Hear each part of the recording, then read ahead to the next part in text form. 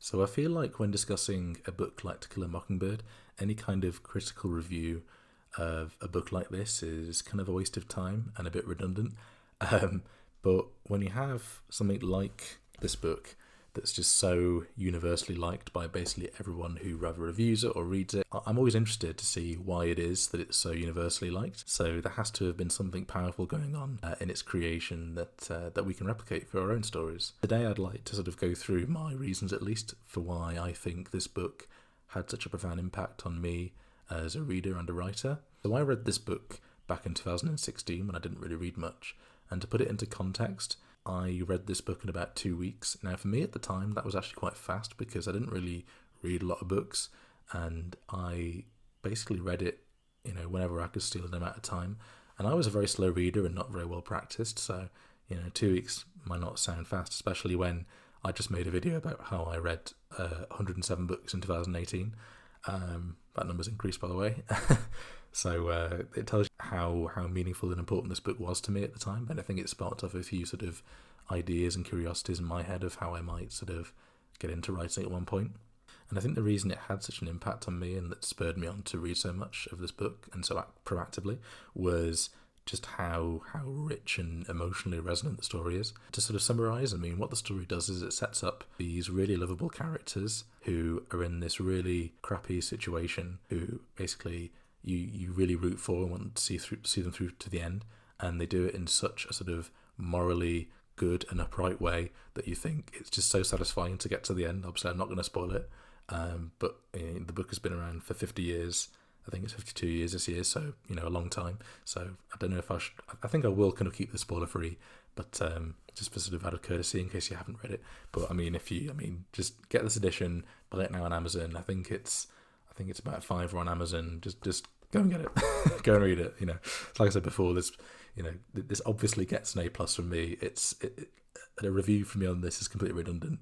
I'm more on this video trying to talk about why I think it's just such a great book, and perhaps lessons that we can take for writing our own stories. Now, going back to the characters, I said before that it creates lovable characters, and I think that is so true.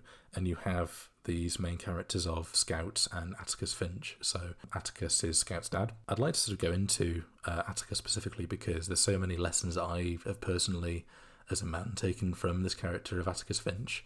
He is a lawyer, and the main sort of plot of the story is that there's a black man who is falsely accused of rape, and basically the entire town, with its sort of racial prejudices, jumps on this and tries to sort of, there is, I can't remember if there is actual talk of, basically just sort of hanging in without basically any real evidence of this.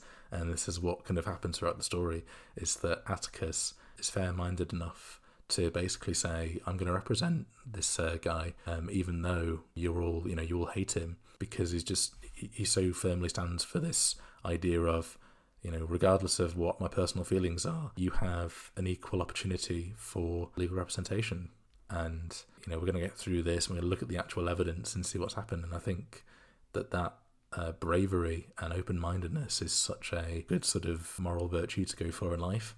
It sort of stands for the ideas of equality of opportunity. You each get a fair shake, and that for me was just, didn't necessarily teach me anything because I already sort of try to have those beliefs already, but it was just so good to see that played out, especially when we don't necessarily have such a vicious culture of racism as was evident in the South of the United States back then. And I think next also is how Atticus Finch deals with the prejudice and attacks on himself. So one thing that happens in the story is that the father of the girl who is allegedly raped by the black man, how he decides to attack Atticus. So his goal is to try and basically ruin Atticus's reputation and bully him into not representing the black man. So what he does in one scene is he actually basically spits in Atticus's face, and Atticus's response to this is just amazing. So he basically stares down the guy, refuses to rise to his baits, and refuses to sort of go down to his level by attacking him or reacting to the provocation.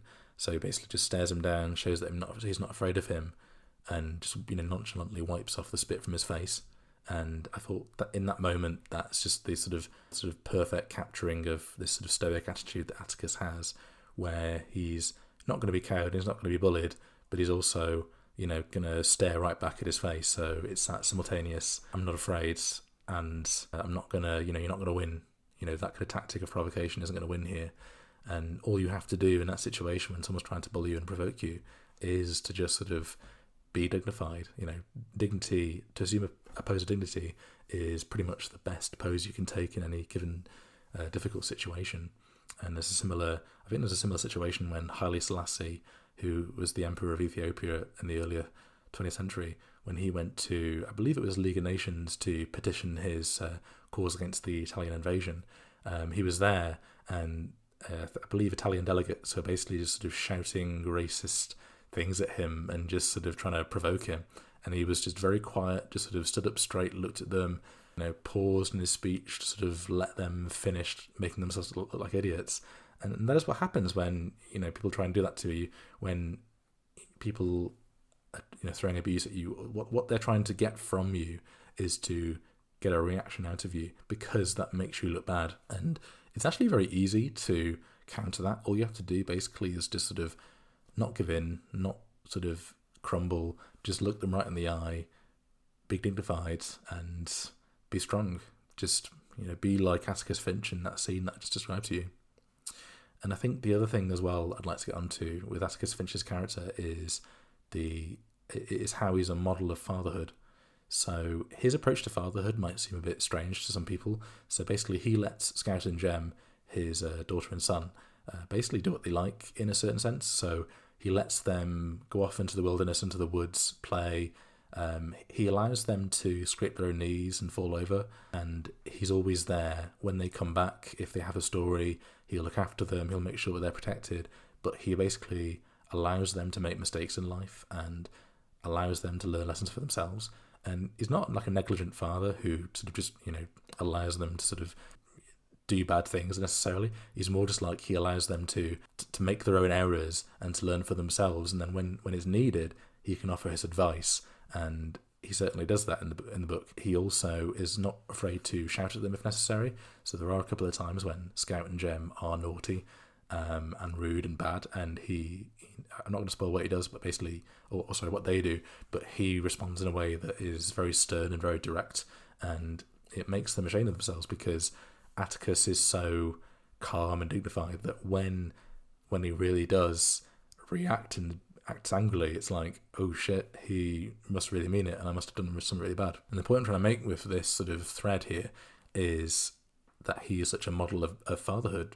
And for me as a man, I think that when I ever have kids, I would like to emulate that figure of fatherhood that Atticus Finch presents.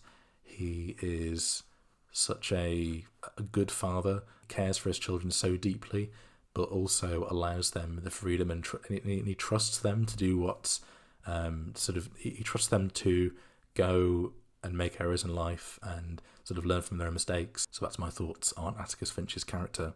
Now, one thing I would like to say about this book is that the book is sometimes criticised for its presentation of racial stereotypes, and there is a lot of difficulty about this idea of the false rape case. So we have obviously a climate at the moment where there's this real harsh tension between camps on either side of this false rape debate, where if a woman is attacked in a sexual way, then you need to basically take her claim seriously, which I think is perfectly reasonable. Obviously, you have these horrific attacks, but on the other side, you have the difficulty of what do you do with the accuser. We've had a few cases in recent times where the media has been very quick to sort of defame the accused man, where he might not have done anything wrong in reality, and there's a sort of presumed guilt.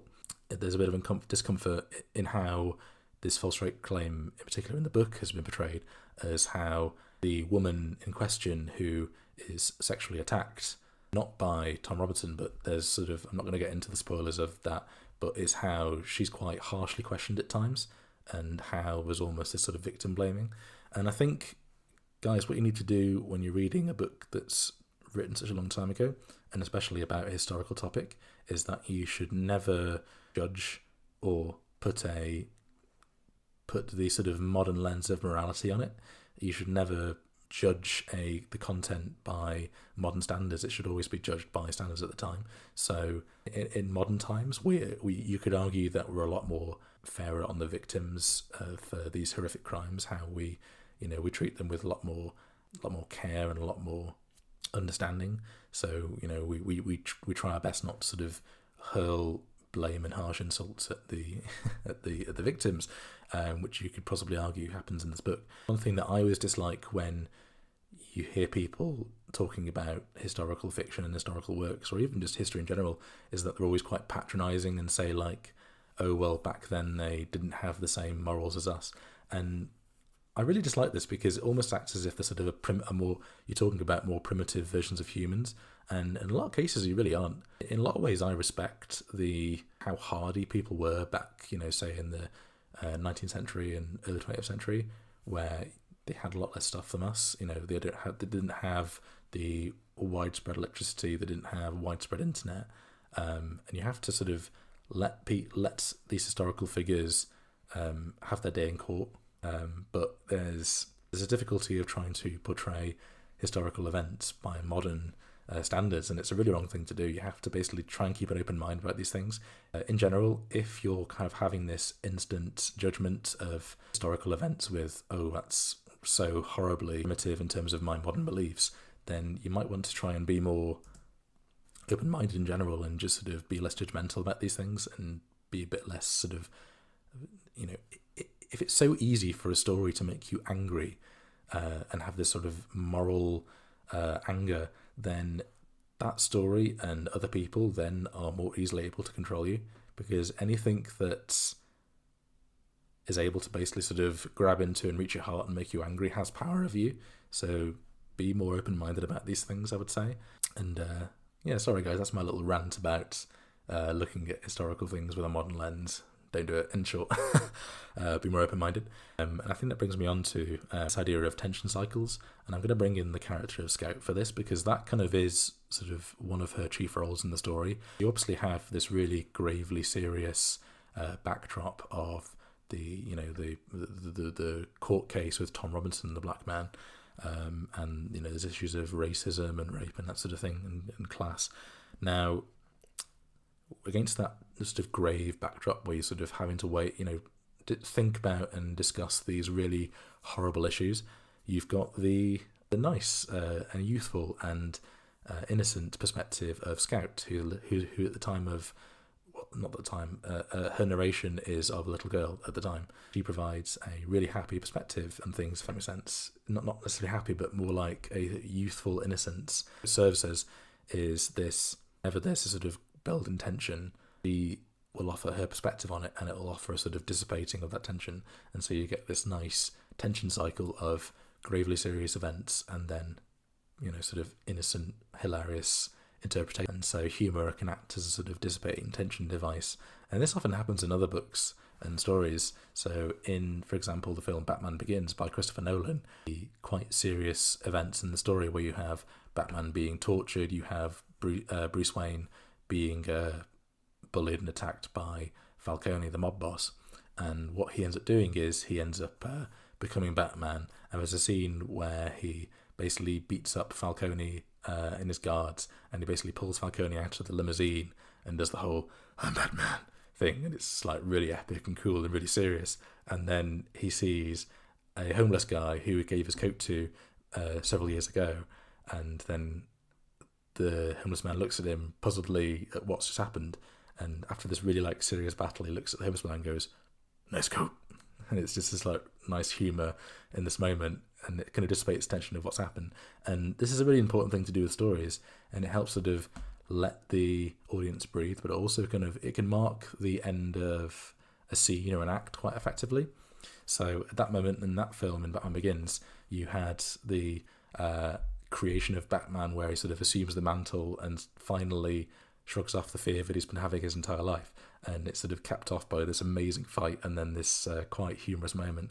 So this is quite a good thing to take away for your own stories, guys, is to try and emulate this same contrast between the serious and the humorous, the tension cycles, as I mentioned in the early part of this video. Alright guys, so that's my thoughts on To Kill a Mockingbird, and some of the reasons why I think it's so ubiquitous in fiction and so wonderful a story. And if you haven't picked it up, as I said before in the video, you need to read this book before you die. It's so many rich archetypes of good characters in the story, particularly Atticus Finch, that I think that everybody, particularly young men who are about to start families, should read, just because it's such a model of good fatherhood and stoicism. Yeah, so if you have any thoughts on this book, if you think I've missed anything, then definitely leave a comment down below. Definitely leave a like on the video and subscribe to my channel. Alright guys, thanks. Bye.